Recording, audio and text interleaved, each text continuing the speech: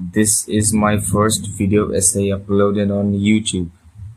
I had many options to choose from, many topics, but I chose something that resonates deep within my soul. At the height of my despair, I found myself searching up ways to die painlessly. As stupid as it may sound, I've seen many of my peers living through exactly this kind of silent desperation. And one would be rightful in the inquiry, why and how? As Albert Camus puts it, quote unquote, there is but one truly serious philosophical problem, and that is suicide. What exactly prompts a person to conclude that life is not worth living at all?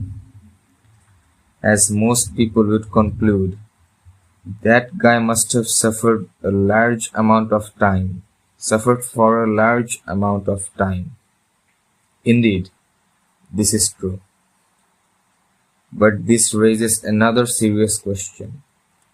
Why at that particular moment, that particular night?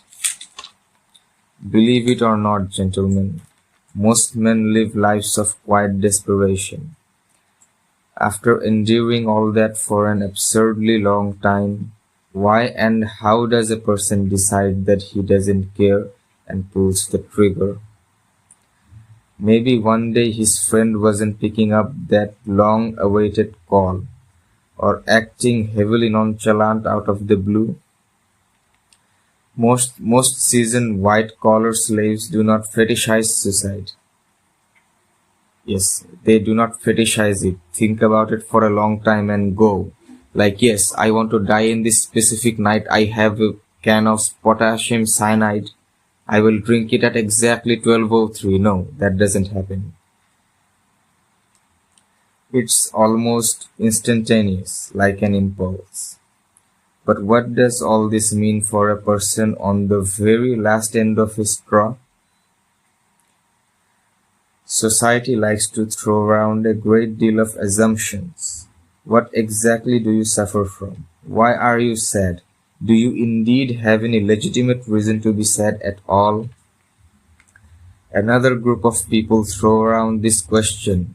What if you were born on the lesser fortunate part of the world, having to beg for food and water? It doesn't take a genius to figure out the blatant absurdity and stupidity inherent to these questions. Now let's dive into the fantasy world for a bit. Imagine this. A priest who's looked upon as the magnum opus of good character in his locality is suddenly faced with charges of sexual harassment. Unable to defend against this master ploy, he sinks into despair. Every single moral he's pushed and lived up to is of no use now. As my favorite YouTuber puts it, if life is X, then why did Y happen to me? Albert Camus describes this phenomenon as the divorce between man and his life. Ultimately, the fate of that priest depends solely on his mind. Accept the absurd in two ways.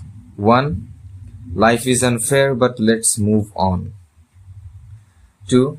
Life is unfair and I have decided that I would not like to stay any longer.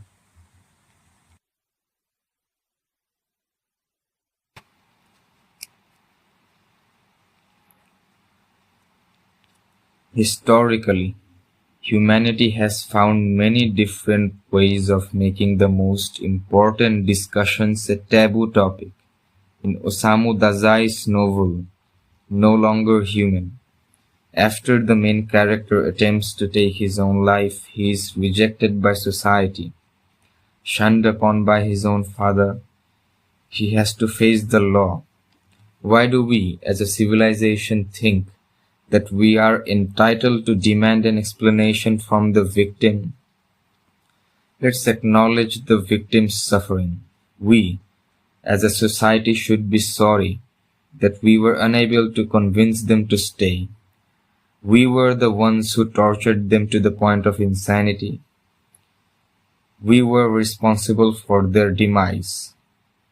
Then why are we inquiring to them about their own suffering when we were the ones who caused it in the first place? And that is a paradox, my friends. What exactly is the solution? Truth be said, nothing. The society is sadistic. It torments its best members without any regards whatsoever about their well-being. When that member has had enough and rebels, we condemn them to death. We are, unfortunately, instigators of their deaths.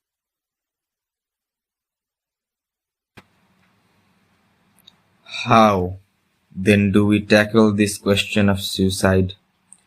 As Albert Camus puts it, the struggle itself toward the heights is enough to fill a man's heart. One must imagine Sisyphus happy. We have to acknowledge our own ignorance about this topic. Thank you all for tuning in. We will meet again in yet another video essay. Good night.